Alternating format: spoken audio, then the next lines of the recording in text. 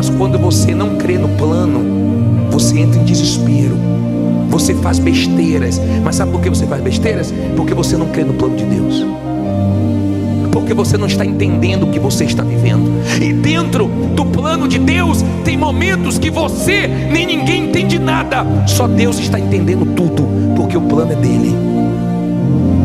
Tem momentos dentro do plano de Deus que é terrível, mas você que está bem espiritualmente, você entende que o plano de Deus é maior do que a sua dor, humilhações, vergonhas, lágrimas, porque é Ele que vai ser glorificado.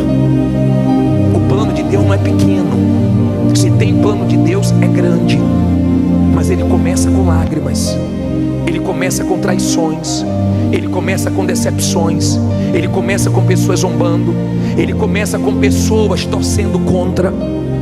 Os